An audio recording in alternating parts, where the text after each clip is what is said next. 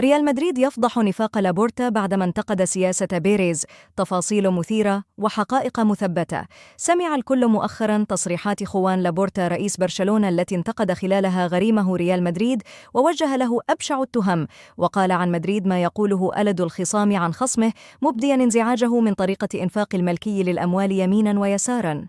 وقد تزامنت تلك التصريحات القوية والانتقادات القاسية مع إعلان ريال مدريد عن التعاقد مع كيليان مبابي نجم باريس سان جيرمان.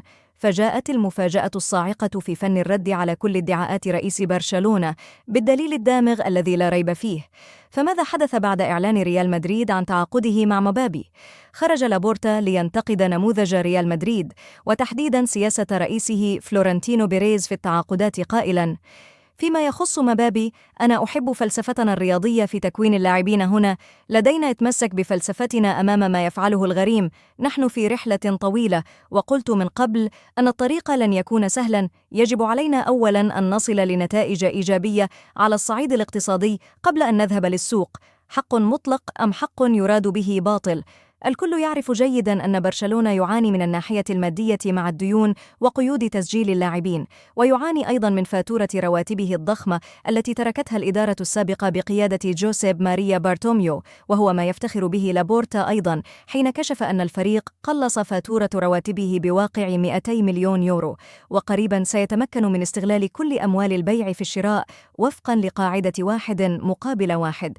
وبينما هي أخبار إيجابية، وبينما لا يستطيع برشلونة حتى اليوم مجاراة ريال مدريد في السوق كما قال المدرب السابق تشافي واغضب الرئيس بشدة، إلا أن المفاجأة الأكبر فضحتها صحيفة أس المعروفة بقربها من ريال مدريد، ومفادها باختصار لابورتا يكذب، لأنه بينما يزعم الرئيس أنه لا يمكنه مجاراة مدريد في نموذج الإنفاق، إلا أن برشلونة أنفق بالفعل نفس ما أنفقه ريال مدريد.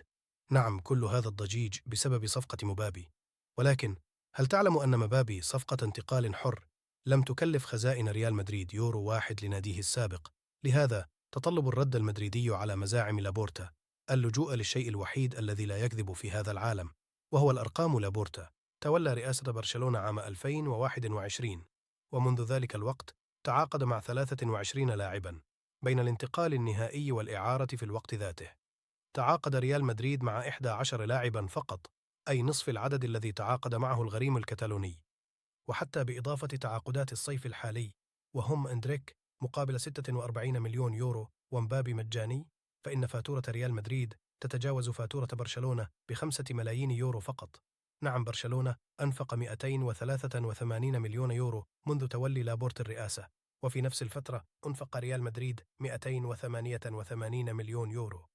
فهل ترى الآن أن لابورتا قال الحقيقة فيما يخص تمسك برشلونة بنموذجه الرياضي وإخراج اللاعبين من صفوف الناشئين؟